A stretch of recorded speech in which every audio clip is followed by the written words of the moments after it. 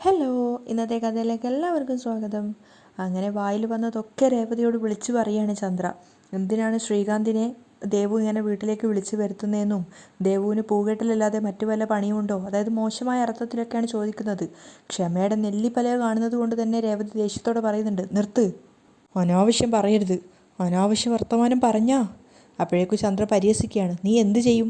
നീയും നിൻ്റെ അമ്മയും അനിയത്തിയും എല്ലാം കണക്കാ. നീയോ അവരും മര്യാദയ്ക്ക് നിന്നാ നിനക്ക് ഈ വീടിൻ്റെ മൂലയ്ക്ക് കഴിഞ്ഞുകൂടാം, ഇല്ലെങ്കിൽ അതുണ്ടാവില്ല. നിന്റെ കെട്ടിയോൻ സപ്പോർട്ട് ചെയ്യുമെന്ന് കരുതി കൂടുതൽ അങ്ങ് ആടാതെ. ഇന്ന് സ്നേഹത്തിലാണെങ്കിൽ നാളെ അതുണ്ടാവില്ല. നിന്റെ ഭാവി എന്താണെന്ന് ഞാൻ തീരുമാനിക്കും. ചന്ദ്ര രേവതിയെ പരിഹസിച്ചുകൊണ്ട് അവിടുന്ന് പോവുകയാണ്. രേവതിയാണെങ്കിൽ നിറഞ്ഞ മിഴികളോടെ സങ്കടത്തോടെ നിൽക്കുകയാണ്. ചന്ദ്ര പോയതിനു ശേഷം രേവതി പൊട്ടി പൊട്ടി കരയാണ്. അവസാനം അടുക്കളയിൽ നിന്ന് നമ്മൾ മുറിയിലേക്ക് വരുന്നുണ്ട്. അവിടെ വെച്ച് രേവതി കരഞ്ഞുകൊണ്ട് ചന്ദ്ര പറഞ്ഞത് ആലോചിക്കുകയാണ്. അവൻ ചുമ്മാ അവിടെ കയറി പോവില്ല, നിന്റെ അനിയത്തി വിളിച്ച് കയറ്റിയതാണ് അവനെ. എൻ്റെ മോനെ വശീകരിച്ച് നിന്റെ അമ്മയും അനിയത്തിയും എന്തിനാ അവനെ നിന്റെ വീട്ടിലേക്ക് കൊണ്ടുപോയത്? പൂ കെട്ടുന്നത് കൂടാതെ വേറെ എന്തെങ്കിലും ജോലിയുണ്ടോ അവൾക്ക്? രേവതി അതൊക്കെ ആലോചിച്ച് പൊട്ടി പൊട്ടി കരയാണ്. ഇവിടെയുള്ളയാൾ നിന്നെ പിടിച്ച് ഇവിടുത്തെ ഏതെങ്കിലും ഒരു മകന് കെട്ടിച്ചു കൊടുക്കുമെന്ന് നിന്റെ അച്ഛന് നന്നായിട്ടറിയാം. അതുകൊണ്ടാ രവിയേട്ടൻ്റെ മുന്നിൽ വെച്ച് നിന്റെ പേര് പറഞ്ഞിട്ട് അവസാനമായിട്ട് അയാൾ മരിച്ചത്. ഒക്കെ പ്ലാൻ ആയിരുന്നു. നിന്നെപ്പോലെ തന്നെ സൂത്രശാലിയാ നിന്റെ അച്ഛനും. രേവതിക്ക് അതൊക്കെ ആലോചിക്കും തോറും കരച്ചിൽ നിയന്ത്രിക്കാൻ സാധിക്കുന്നുണ്ടായിരുന്നില്ല. പ്രത്യേകിച്ചും മരിച്ചുപോയ തൻ്റെ അച്ഛനെക്കുറിച്ച് പറഞ്ഞ ആ ഓരോരോ കാര്യങ്ങൾ ആലോചിക്കും തോറും ഒരുപാട് നേരം അവൾ പൊട്ടി പൊട്ടി കരയാണ്. അവസാനം അവൾ തന്നെ പെട്ടെന്ന് കരച്ചിൽ നിർത്തുന്നുണ്ട്. എന്തിനാ ഞാനിങ്ങനെ കരയുന്നത് എന്ന് സ്വയം ചിന്തിക്കുന്നത് പോലെ. അതിനുശേഷം അവൾ മുറിയിൽ നിന്ന് ഒരു തീരുമാനം എടുത്ത് പുറത്തേക്ക് ഇറങ്ങിപ്പോവാണ്. അതേസമയം അമ്പലത്തിലുള്ള പൂക്കടയിൽ പൂവ് ചുറ്റിക്കൊണ്ടിരിക്കുകയാണ് രേവതിയുടെ അമ്മയും. അതുപോലെ അവിടെ ഇരുന്ന് പഠിക്കുകയാണ് ദേവും. അവിടെ വന്നിട്ട് അമ്പലത്തിലേക്ക് വേണ്ടുന്ന പൂവുകളൊക്കെ ആളുകൾ വാങ്ങിച്ചു കൊണ്ടുപോകുന്നുണ്ട്. അങ്ങനെയൊക്കെ ചെയ്തുകൊണ്ടിരിക്കുന്നതിനിടയിലാണ് പെട്ടെന്ന് ലക്ഷ്മി കാണുന്നത്, രേവതി അതുവഴി പാസ് ചെയ്ത് പോകുന്നത്. അപ്പോൾ അവർ സ്നേഹത്തോടെ വിളിക്കുകയാണ് മോളേന്ന്. പക്ഷേ രേവതി അതൊന്നും കേൾക്കുന്ന പോലും ഉണ്ടായിരുന്നില്ല. രേവതി എന്തോ നിശ്ചയിച്ച് ഉറപ്പിച്ചിട്ടാണ് നടന്നു പോയിക്കൊണ്ടിരിക്കുന്നത്. അവരൊരുപാട് തവണ വിളിക്കുകയാണെങ്കിൽ രേവതി അതൊന്നും ശ്രദ്ധിക്കുന്ന പോലും ഉണ്ടായിരുന്നില്ല. അവൾ ക്ഷേത്രത്തിനകത്തേക്ക് പോവുകയാണ്. അപ്പോൾ ദേവുവിനോട് സങ്കടത്തോടെ ലക്ഷ്മി പറയുന്നുണ്ട്, എന്താ അവൾക്ക് പറ്റിയത്? അവളെന്താ വിളിച്ചിട്ട് കേൾക്കാത്തതുപോലെ പോകുന്നേ? ദേവുവിന് മനസ്സിലായി ചേച്ചിക്ക് എന്തോ സംഭവിച്ചിട്ടുണ്ടെന്ന്. അവൾ അമ്മയോട് പറയുന്നുണ്ട്, എന്തോ പ്രശ്നം ഉണ്ടായിട്ടുണ്ട് അമ്മേ. അവർ രേവതിക്ക് അരികിലെത്തിയിട്ട് അവളെ ചേർത്ത് നിർത്തിയിട്ട് വീണ്ടും വീണ്ടും ചോദിക്കുന്നുണ്ട്, രേവതി എന്താ മോളെ, എന്താ പറ്റി, എന്താ പ്രശ്നം, എന്താ ചേച്ചി ഒന്നും മിണ്ടാതെ പോകുന്നത് എന്നൊക്കെ ദേവുവും ചോദിക്കുന്നുണ്ട്. പക്ഷെ ഒന്നിനും രേവതി ഉത്തരം കൊടുക്കുന്നുണ്ടായിരുന്നില്ല. എന്താ മോളെ ഒന്നും മിണ്ടാതെ നിൽക്കുന്നത്? മുഖമൊക്കെ വല്ലാതായിട്ടുണ്ടല്ലോ, എന്തെങ്കിലും പ്രശ്നമുണ്ടോ? സച്ചിയുമായിട്ട് വഴക്കുണ്ടാക്കിയോ? അവൻ വീണ്ടും തുടങ്ങിയല്ലേ? അവർ സങ്കടത്തോടെ ചോദിക്കുകയാണ്. അതിനും രേവതി മറുപടിയൊന്നും പറയുന്നില്ല. അപ്പം ദേവ് പറയുന്നുണ്ട്, ഞാൻ വീട്ടിൽ വരുമ്പോൾ ചേച്ചി നല്ല സന്തോഷത്തിലായിരുന്നല്ലോ, ഇപ്പം എന്തു പറ്റി? അപ്പം അതിനും രേവതി മറുപടിയൊന്നും പറയാതെ അവൾ കരഞ്ഞുകൊണ്ടിരിക്കുകയാണ്. അപ്പം ലക്ഷ്മി അമ്മ പറയുന്നുണ്ട്, സച്ചി സുധിയെ തല്ലിയ കാര്യം ഇവൾ പറഞ്ഞിരുന്നു. അതിൻ്റെ പേരിൽ വീട്ടിൽ എന്തെങ്കിലും പ്രശ്നം ഉണ്ടായോ? അതിനും രേവതി മറുപടി പറയുന്നില്ല. എന്താ മോളെ നീ ഇങ്ങനെ ഒന്നും പറയാതെ നിൽക്കുന്നേ? അവർ വീണ്ടും വീണ്ടും കരഞ്ഞുകൊണ്ട് പറയാണ്, മോളെ നീ എന്താ സംഭവിച്ചതെന്നൊന്ന് പറ, എനിക്ക് പേടിയാവുന്നു. പക്ഷേ ദേവ് ചോദിച്ചിട്ടും അമ്മ ചോദിച്ചിട്ടും ഒന്നും രേവതി മറുപടി കൊടുക്കുന്നില്ല. രേവതി അവരെ മൈൻഡ് വെക്കാതെ വീണ്ടും നടക്കാൻ നോക്കുമ്പോൾ ലക്ഷ്മി അമ്മ വീണ്ടും പിടിച്ചു വെച്ചിട്ട് പറയുന്നുണ്ട്, രേവതി എന്താ സംഭവിച്ചതെന്നൊന്ന് പറ മോളെ, എന്നെ ഇങ്ങനെ വിഷമിപ്പിക്കാതെ. അതിനും മറുപടി പറയാതെ രേവതി അവിടുന്ന് പോവുകയാണ്. അപ്പം അവിടുത്തെ ക്ഷേത്രത്തിലെ പൂജാരി ചോദിക്കുന്നുണ്ട്, ആ രേവതി എന്താ വിശേഷം? അദ്ദേഹം ചിരിച്ചുകൊണ്ട് ചോദിക്കുകയാണ്. പക്ഷേ രേവതി അതിനും മറുപടി ഒന്നും പറയുന്നില്ല. അപ്പോൾ അദ്ദേഹം ലക്ഷ്മി അമ്മയോട് ചോദിക്കുന്നുണ്ട്, എന്താ രേവതിക്ക് പറ്റിയത്? എന്താ ഒന്നും മിണ്ടാതെ പോയത്? അപ്പോൾ കരഞ്ഞുകൊണ്ട് ലക്ഷ്മി പറയാണ്, അറിയില്ല തിരുമേനി, ചോദിച്ചിട്ടൊന്നും പറയുന്നുമില്ല. അവർ വീണ്ടും രേവതിക്ക് പിന്നാലെ പോവുകയാണ്. പക്ഷേ രേവതി അതിവേഗത്തിൽ നടന്നു പോയിട്ട് ക്ഷേത്രത്തിലെത്തുന്ന അവരെടുത്ത് വെച്ച ശുദ്ധജലം എടുത്ത് തലവഴി ഒഴിക്കുകയാണ്. അത് കാണുന്ന സമയത്ത് ലക്ഷ്മി അമ്മയും അതുപോലെ തന്നെ ദേവു അവിടെ സ്റ്റക്കായിട്ട് നിൽക്കുന്നുണ്ട്. അതിനുശേഷം ഒരുപാട് ചന്ദനം ഭസ്മം വാരിയിട്ട് രേവതി നെറ്റിയിലേക്ക് വാരി പൂശുകയാണ്. അതിനുശേഷം അവർ പിന്നാലെ വന്നിട്ട് രേവതിയോട് കുറേ ചോദിക്കുന്നുണ്ട്, എന്താ രേവതി നിനക്കെന്താ ഭ്രാന്തായോ, നീ എന്തേ കാണിക്കുന്നതെന്നൊക്കെ. ഒന്നിനും രേവതി മറുപടി പറയുന്നുണ്ടായിരുന്നില്ല. രേവതി നേരെ പോയത് ശയനപ്രദക്ഷിണം ചെയ്യാൻ വേണ്ടിയിട്ടായിരുന്നു. ലക്ഷ്മിക്കും ദേവുവിനും അത് കണ്ടിട്ട് എന്താ ചെയ്യേണ്ടതെന്ന് മനസ്സിലാവുന്നുണ്ടായിരുന്നില്ല. കാരണം അത്രയേറെ മനസ്സ് നൊന്നിട്ടാണ് രേവതി അത് ചെയ്യുന്നതെന്ന് അവർക്ക് മനസ്സിലാവുന്നുണ്ട്. അപ്പം ലക്ഷ്മി പിന്നാലെ പോയിട്ട് ശയനപ്രദക്ഷിണത്തിൻ്റെ രേവതിയെ സഹായിക്കുന്നതിനൊപ്പം തന്നെ ചോദിച്ചുകൊണ്ടേ ഇരിക്കുകയാണ്, മോളെ എന്താ പറ്റി, നിനക്ക് എന്താ പറ്റി, അമ്മയ്ക്ക് പേടിയാവുന്നു എന്നൊക്കെ അവർ പറയുന്നുണ്ട്. അപ്പോഴേക്കും പൂജാരി വന്നിട്ട് പറയാണ്, ലക്ഷ്മി രേവതിയെ തടയണ്ട, ശയനപ്രദക്ഷിണം പൂർത്തിയാക്കട്ടെ. സ്ത്രീകൾ ശയനപ്രദക്ഷിണം നടത്തുന്ന അപൂർവം ക്ഷേത്രങ്ങളിൽ ഒന്നല്ലേ ഇത്? മനസ്സ് വിഷമിച്ചിട്ട് അവൾ വന്നിരിക്കുന്നത്. ദേവി അവളുടെ സങ്കടം മാറ്റും. കരഞ്ഞുകൊണ്ട് ലക്ഷ്മി വീണ്ടും രേവതിക്ക് അരികിലേക്ക് പോവുകയാണ്. ആ സമയത്ത് ദേവു പറയുന്നുണ്ട്, അമ്മയെ ചേച്ചിയുടെ മനസ്സ് വിഷമിക്കുന്ന എന്തോ ഒരു കാര്യം ഉണ്ടായിട്ടുണ്ട്. അപ്പം തന്നെ ലക്ഷ്മി പറയുന്നുണ്ട്, നീ വേഗം പോയി സച്ചയെ വിളിച്ച് ഇങ്ങോട്ടേക്ക് വരാൻ പറ. അപ്പോൾ ദേവു ആന്നും പറഞ്ഞിട്ട് തിരിച്ച് അവളുടെ പൂക്കടയുടെ അരികിലേക്ക് ഓടുകയാണ്. എന്നിട്ട് വേഗം തന്നെ ബാഗ് എടുത്ത് അതിൽ നിന്ന് ഫോണെടുത്ത് സച്ചയെ വിളിക്കുന്നുണ്ട്. ദേവു വിളിച്ച സമയത്ത് സച്ചി സൈഡ് ഒതുക്കിയിട്ട് ഫോൺ എടുക്കുകയാണ്. എന്നിട്ട് കാര്യം ചോദിക്കുമ്പോൾ ദേവു തിരിച്ചു ചോദിക്കുന്നുണ്ട്, സച്ചിയേട്ടൻ എവിടെയാ? ഞാനൊരു ഓട്ടം വിളിച്ചിട്ട് പോവുകയാണ്, എങ്കിൽ എത്രയും പെട്ടെന്ന് ഇങ്ങോട്ടേക്ക് വരണം, അമ്പലത്തിലേക്ക്. അപ്പോൾ സച്ചി ചോദിക്കുന്നുണ്ട്, എന്താ എവിടേക്കെങ്കിലും പോകാനാണോ? കാറ് വേണോ? എനിക്കൊരു ട്രിപ്പുണ്ട്, ഞാൻ എൻ്റെ ഫ്രണ്ടിനെ പറഞ്ഞു വിടാം. അയ്യോ അതിനൊന്നുമല്ല വിളിച്ചത്, രേവതി ചേച്ചി ക്ഷേത്രത്തിൽ വന്നിട്ടുണ്ട്. അപ്പം സച്ചി ചിരിച്ചുകൊണ്ട് പറയാണ്, അതിന് ഞാനെന്തിനാ വരുന്നത്? അവളുടെ കൂടെ പൂ കെട്ടാനോ സഹായിക്കാനോ? എനിക്ക് കാർ ഓടിക്കാനേ അറിയുള്ളൂ, പൂ കെട്ടാനൊന്നും അറിയില്ല. അപ്പം ദേവ് കുറച്ച് ചൂടായിട്ടാണ് സംസാരിക്കുന്നത്. തമാശ കള സച്ചിയേട്ടാ, ഞാൻ പറയുന്നത് കേൾക്ക്. ഞങ്ങൾ പൂ കെട്ടിക്കൊണ്ടിരിക്കുകയായിരുന്നു, അപ്പോഴേക്ക് ചേച്ചി അമ്പലത്തിലേക്ക് ഓടി വരുന്നത് കണ്ടു. അതിനുശേഷം സംഭവിച്ച കാര്യങ്ങളൊക്കെ ദേവ് സച്ചിയോട് പറഞ്ഞു കൊടുക്കുകയാണ്. ഒക്കെ കേട്ടതിന് ശേഷം സച്ചി ചോദിക്കുന്നുണ്ട്, എന്താ പെട്ടെന്ന് വന്ന് ഇങ്ങനെയൊക്കെ ചെയ്യുന്നത്? എനിക്ക് പേടിയാവുന്നു സച്ചിയേട്ടാ. അപ്പം സച്ചി ചോദിക്കുന്നുണ്ട്, എന്തെങ്കിലും പ്രശ്നമുണ്ടോ? അറിയില്ല സച്ചിയേട്ടാ, ചോദിച്ചിട്ടൊന്നും പറയുന്നുമില്ല. സച്ചിയേട്ടൻ പെട്ടെന്നൊന്നും ഇങ്ങോട്ട് വാ. ശരി ഞാൻ വരാം. സച്ചി കോള് കട്ട് ചെയ്യാണ്. അതിനുശേഷം അവൻ കസ്റ്റമറെ വിളിച്ചിട്ട് വരാൻ പറ്റില്ല എന്നും പകരം വേറൊരാളെ വിടാന്നൊക്കെ പറഞ്ഞിട്ട് ഏർപ്പാട് സെറ്റ് ചെയ്യാണ്. ശേഷം മഹേഷിനെ വിളിച്ചിട്ട് ആ സ്ഥലത്തേക്ക് പോകാൻ വേണ്ടിയിട്ടും പറഞ്ഞേൽപ്പിക്കുന്നുണ്ട്. എന്നിട്ട് സച്ചി നേരെ അമ്പലത്തിലേക്കാണ് പോകുന്നത്.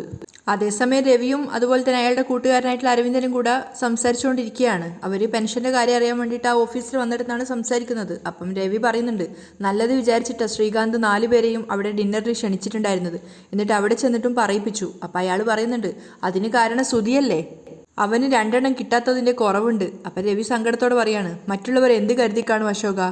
ഒടുക്കൻ 2 പേരും കയ്യാങ്കളിയിലെത്തി. സുധിയുടെ കൈവിരൽ പിടിച്ച് സച്ചി ഓടിച്ചു. ഇപ്പോൾ പ്ലാസ്റ്ററിട്ടിരിക്കുക.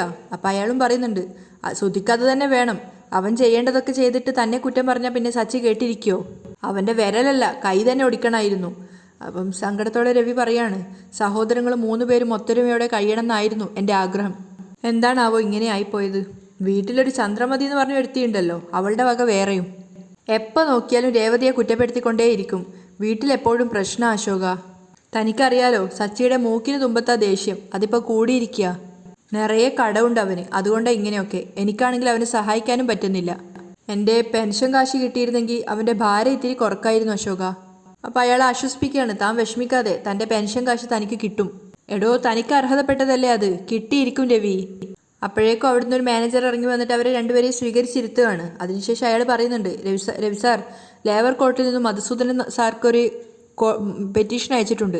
നാളെ 11 മണിക്ക് വിചാരണ നടക്കും, അദ്ദേഹം ഹാജരാവണം. അത് കേട്ടതും രവിക്ക് നല്ല സന്തോഷമാവുകയാണ്. വളരെ സന്തോഷം സാർ, എൻ്റെ ഭാഗത്താണ് ന്യായമെന്ന് എല്ലാവർക്കും ഉറപ്പായി. അപ്പോൾ അശോകനും പറയുന്നുണ്ട്, ഞാൻ പറഞ്ഞില്ലേ രവി, തൻ്റെ ഭാഗത്താണ് ന്യായമെന്നും തനിക്ക് ഉറപ്പായിട്ടും പെൻഷൻ കാശ് കിട്ടുമെന്നും. ആ മധുസൂദനെ എത്ര നാളായിട്ട് എന്നെ ഇട്ട് കളിപ്പിക്കുക, നാളെ എല്ലാത്തിനും മറുപടി പറയേണ്ടി വരും. അദ്ദേഹം പുഞ്ചിരിച്ചുകൊണ്ട് പറയുകയാണ്. അപ്പോൾ അശോകനും ചിരിച്ചുകൊണ്ട് പറയുന്നുണ്ട്, അതെ, ഒക്കെ തനിക്ക് നാളെ അനുകൂലമായിരിക്കും. അപ്പം അയാളും പറയാണ്, അതുതന്നെയാണ് എനിക്കും പറയാനുള്ളത്, രവി സാറിൻ്റെ പെൻഷൻ കാശ് ഉടനെ ലഭിക്കും.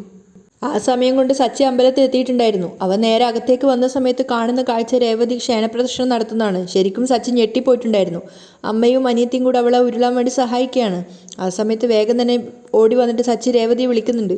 ദേവും പറയാണ്, രേവതി ചേച്ചി, സച്ചിയേട്ടൻ വന്നിട്ടുണ്ട്. നിർത്ത് ചേച്ചി, മതി. പക്ഷെ അപ്പോഴും രേവതി ക്ഷേണപ്രദർശനം തുടർന്നുകൊണ്ടേയിരിക്കുകയാണ്. അപ്പം ലക്ഷ്മി സങ്കടത്തോടെ ചോദിക്കുകയാണ്, എന്ത് പറ്റി സച്ചി ഇവൾക്ക്? ചോദിക്കുന്നതിനൊന്നും മറുപടി പറയുന്നില്ല. വന്ന ഉടനെ വെള്ളം എടുത്ത് ശരീരശുദ്ധി വരുത്തി ശയനപ്രദർശനം നടത്തുക. സച്ചിക്ക് എന്താ മറുപടി പറയേണ്ടതെന്ന് അറിയില്ലായിരുന്നു. അപ്പോൾ കരഞ്ഞുകൊണ്ട് ലക്ഷ്മി പറയാണ്, മോനെ, ഒരുപാട് കഷ്ടപ്പെടുന്നവരാ ഞങ്ങൾ. പൂക്കച്ചവടം നടക്കാത്ത സമയങ്ങളിൽ പച്ചവെള്ളം കുടിച്ചിട്ട് വിശപ്പടക്കിയിട്ടുണ്ട്. അപ്പോഴൊന്നും എൻ്റെ മോളുടെ മുഖത്ത് ഇതുപോലുള്ളൊരു സങ്കടം ഞാൻ കണ്ടിട്ടില്ല. എല്ലാം പുഞ്ചിരിച്ചുകൊണ്ട് അതിജീവിക്കുന്നവൾ എൻ്റെ മോള്. എത്ര സങ്കടം ഉണ്ടെങ്കിലും അത് മനസ്സിലടക്കി വെക്കാൻ അറിയാം അവൾക്ക്. എന്തിനേയും ധൈര്യത്തോടെ നേരിടുന്നവളായിരുന്നു. അങ്ങനെയുള്ള അവൾ ഇങ്ങനെ ചെയ്യണമെങ്കിൽ അവളുടെ മനസ്സിനെ അത്രമാത്രം വേദനിപ്പിച്ച എന്തോ ഒന്ന് അവിടെ നടന്നിട്ടുണ്ട്. സച്ചിക്ക് എന്താ മറുപടിയില്ലാതെ സച്ചി ഇങ്ങനെ അമ്മയെ നോക്കി നിൽക്കുകയാണ്. അപ്പോൾ കരഞ്ഞോണ്ട് ലക്ഷ്മി ചോദിക്കുന്നുണ്ട്, എന്താ ഉണ്ടായ മോനെ, നീ എന്നോട് പറ. സച്ചി ലക്ഷ്മിക്ക് മറുപടിയൊന്നും കൊടുക്കാതെ പിന്നെയും പോയി രേവതിയെ വിളിക്കുകയാണ്. രേവതി എഴുന്നേൽക്ക്. അപ്പോൾ ദേവു പറയുന്നുണ്ട്, സച്ചിയേട്ടാ, എൻ്റെ ചേച്ചി എന്ത് തെറ്റാ നിങ്ങളോട് ചെയ്തത്? നിങ്ങൾക്കൊന്നും സംഭവിക്കരുത് എന്ന് കരുതിയിട്ടാണ് ഗജാനന്ദനെ പറ്റി നിങ്ങളോട് പറയാതിരുന്നതും നിങ്ങൾ പോലീസ് സ്റ്റേഷനിൽ പോവാതിരിക്കാൻ വേണ്ടി ഈ ത്യാഗം മൊത്തം ചെയ്തതും. അത് മനസ്സിലാക്കാതെ എന്തിനാ ചേച്ചി ഇങ്ങനെ കുറ്റപ്പെടുത്തുന്നേ? അത് കേട്ടതും സച്ചി വീണ്ടും രേവതിയോട് പറയാണ്, രേവതി നിർത്താനല്ലേ പറഞ്ഞത്? എന്നിട്ട് രേവതിയെ പിടിച്ച് എഴുന്നേൽപ്പിക്കുന്നുണ്ട്. രേവതി നന്നായി കുഴഞ്ഞു പോയിട്ടുണ്ടായിരുന്നു. അവൻ രേവതിയെ എഴുന്നേൽപ്പിച്ചതിന് ശേഷം തൻ്റെ ശരീരത്തിനോട് ചേർത്ത് നിർത്തിയിട്ട് അവിടെ ഒരു സ്ഥലത്ത് ഇരുത്തുകയാണ്. അതിനുശേഷം അവൻ സങ്കടത്തോടെ രേവതിയോട് ചോദിക്കുന്നുണ്ട്, രേവതി, എന്താ നിനക്ക് പറ്റിയത്? എന്തിനാ നീ ഇങ്ങനെ ചെയ്തത്? ഞാൻ നിന്നെ എന്തോ ചെയ്തതുപോലെ ഇവരൊക്കെ പറയുന്നത്. അതിനൊന്നും മറുപടി പറയാതെ രേവതി ക്ഷീണത്തോടെ ഇരിക്കുകയാണ്. അപ്പോൾ സച്ചി വീണ്ടും ചോദിക്കുന്നുണ്ട്, എന്താ നിനക്ക് പറ്റിയത്? എന്തിനാ നീ ഇങ്ങനെയൊക്കെ ചെയ്തത്? അത് കേട്ടതും ലക്ഷ്മി ചോദിക്കുന്നുണ്ട്, മോനെ അപ്പം നിനക്കൊന്നും അറിയില്ലേ? ഇല്ല അമ്മേ, ഞാൻ രാവിലെ ജോലിക്ക് പോയതാ, അതുവരെ കുഴപ്പമൊന്നും ഉണ്ടായിട്ടില്ല. അപ്പം ദേവുവാണ് പറയുന്നത്, അപ്പോൾ സച്ചിയേട്ടൻ പോയതിനു ശേഷം വീട്ടിൽ എന്തോ നടന്നിട്ടുണ്ട്, ആരോ എന്തോ പറഞ്ഞിട്ടുണ്ട് ചേച്ചിയെ. അത് കേട്ടത് സച്ചി രേവതിയോട് ചോദിക്കാണ്, രേവതി ആരാ നിന്നെ പറഞ്ഞത്, എന്താ പറഞ്ഞത്? അതിനും രേവതി മറുപടി പറയാതെ അവൾ പൊട്ടി പൊട്ടി കരയാണ്. സച്ചി വീണ്ടും വീണ്ടും ചോദ്യം ആവർത്തിക്കുന്നുണ്ട്, നീ എന്തിനാ ഇങ്ങോട്ടേക്ക് വന്നത്? പക്ഷെ ഒന്നിനും രേവതി മറുപടി പറയാതെ അവനെ നോക്കിയിട്ട് കരഞ്ഞുകൊണ്ടിരിക്കുകയാണ്. അതിനു മാത്രം എന്താ നടന്നത്, നീ എന്നോട് പറ രേവതി. നെഞ്ച് പൊട്ടുന്ന സങ്കടത്തോടെ രേവതി പൊട്ടി പൊട്ടി കരയാണ്. അതിനുശേഷം സച്ചിയുടെ നെഞ്ചിലേക്ക് അവൾ തലവെച്ച് നിൽക്കുന്നുണ്ടായിരുന്നു. ആദ്യം സച്ചിക്ക് കാര്യമൊന്നും മനസ്സിലായില്ല. അവൻ അമ്മയെയും അതുപോലെ തന്നെ ദേവുവിനെ നോക്കുന്നുണ്ട്. പക്ഷെ രേവതിയുടെ ആ കിടത്ത് അവന് പോലും സങ്കടപ്പെടുത്തുന്നതായതുകൊണ്ട് തന്നെ അവൻ അവളെ ചേർത്ത് പിടിക്കുകയാണ്. അതിനുശേഷം അവളുടെ മുഖം കൈകൊണ്ട് തൊട്ടിട്ട് ചോദിക്കുന്നുണ്ട്, എന്താ നടന്നേന്ന് പറ രേവതി, എന്താ ഇത്? നീ ആദ്യം കരയാതിരിക്ക്, എന്താന്ന് പറ. സച്ചി ഒരുപാട് തവണ ആവർത്തിച്ച് ചോദിച്ചെങ്കിലും രേവതി ഒന്നും മിണ്ടാതെ വീണ്ടും വീണ്ടും പൊട്ടി പൊട്ടി കരയാണ്. അതിനുശേഷം രേവതി അവൻ്റെ നെഞ്ചിൽ നിന്ന് എഴുന്നേൽക്കുമ്പോൾ വീണ്ടും സച്ചി അവളെ ചേർത്ത് പിടിച്ച് ചോദിക്കുന്നുണ്ട്, രേവതി എന്നോട് പറ എന്താ സംഭവിച്ചതെന്ന്. അവൻ എത്ര ചോദിച്ചിട്ടും അവൾ ഒന്നും മിണ്ടുന്നില്ല. അപ്പോഴേക്ക് അങ്ങോട്ടേക്ക് വന്ന് തിരുമേനിയും പറയുന്നുണ്ട്, എത്രയോ നാളുകളായി ഞാൻ രേവതിയെ കാണുന്നു. ചിരിച്ച മുഖത്തോടെ അല്ലാതെ ഞാൻ ഇവളെ കണ്ടിട്ടില്ല. ആദ്യമായിട്ടാ കണ്ണ് കലങ്ങിയിട്ട് കാണുന്നത്. ഇവളുടെ മനസ്സിൽ ദേഷ്യവും സങ്കടവും ഒക്കെ ഉണ്ട്. അത് സഹിക്കാൻ പറ്റാത്തത് കൊണ്ടാ ദേവിക്ക് മുന്നിൽ വന്ന് ശയനപ്രദർശനം നടത്തിയത്. അത് കേട്ടിട്ടെന്നോണം രേവതി വീണ്ടും കരയാണ്, കൂടെ ലക്ഷ്മിയും ദേവും ഒക്കെ. അപ്പം സച്ചിയോട് അദ്ദേഹം പറയുന്നുണ്ട്, നിങ്ങളുടെ കുടുംബ വിഷയത്തിൽ ഞാൻ തലയിടുവാണെന്ന് തോന്നരുത്. രേവതി വളരെ നല്ല കുട്ടിയാ. നിങ്ങൾക്ക് ഇവളെ കിട്ടിയത് ഒരു ഭാഗ്യമാ. നിങ്ങൾക്കിടയിൽ എന്തെങ്കിലും പ്രശ്നമുണ്ടെങ്കിൽ സംസാരിച്ച് തീർക്കണം. നിങ്ങൾ നന്നായിട്ട് ജീവിക്കണം. അങ്ങനെ കാണാനുള്ള ആഗ്രഹം കൊണ്ടാണ് ഞാൻ ഈ പറയുന്നത്. അദ്ദേഹം അവരെ രണ്ടുപേരെ അനുഗ്രഹിച്ചിട്ട് പോയപ്പം സച്ചി പറയുന്നുണ്ട്, രേവതി നമുക്കിടയിൽ എന്തോ പ്രശ്നമുണ്ടെന്നാ ഇവരെല്ലാവരും കരുതുന്നത്. അതിലൊരു സത്യവും ഇല്ലല്ലോ. എന്താ ഉണ്ടായത്, പറ. അപ്പോഴും രേവതി ഒന്നും പറയാതെ കരയാണ്. അപ്പം അമ്മയെയും ദേവുവിനെ നോക്കിയിട്ട് സച്ചി ചോദിക്കുന്നുണ്ട്, ശരി നീ പറയില്ലല്ലേ, എങ്കിൽ വാ വീട്ടിലേക്ക് പോവാം. അത് കേട്ടതും രേവതി സച്ചിയെ നോക്കിയിട്ട് അവനൊപ്പം എഴുന്നേൽക്കുകയാണ്. സച്ചി രേവതിയെ ചേർത്ത് പിടിച്ചിട്ട് വീട്ടിലേക്കാണ് പോകുന്നത്. വീട്ടിൽ വണ്ടി ഇറങ്ങിയ ശബ്ദം കേട്ടപ്പോൾ തന്നെ ചന്ദ്ര അവിടെ നിന്ന് അകത്തു നിന്ന് നോക്കുന്നുണ്ടായിരുന്നു. കരഞ്ഞു കലങ്ങിയ കണ്ണുകളായിട്ട് രേവതിയും അതുപോലെ തന്നെ ദേഷ്യമുള്ള മുഖഭാവത്തോടെ സച്ചി ഇറങ്ങി വരുന്നത് കണ്ടപ്പോൾ തന്നെ ചന്ദ്രയ്ക്ക് പന്തികേട് തോന്നുവാണ്. മാത്രമല്ല സച്ചി രേവതിയെ ചേർത്ത് പിടിച്ചിട്ടാണ് കൂട്ടിക്കൊണ്ട് വരുന്നത്. രേവതി ആകെ ക്ഷീണിതയാണെന്ന് അവളെ കാണുമ്പോൾ തന്നെ അറിയാം. ആ ഒരു അവസ്ഥയിലാണ് ഉണ്ടായിരുന്നത്. അങ്ങനെയാണ് ഇന്നത്തെ എപ്പിസോഡ് വൈൻഡപ്പ് ചെയ്യുന്നതും.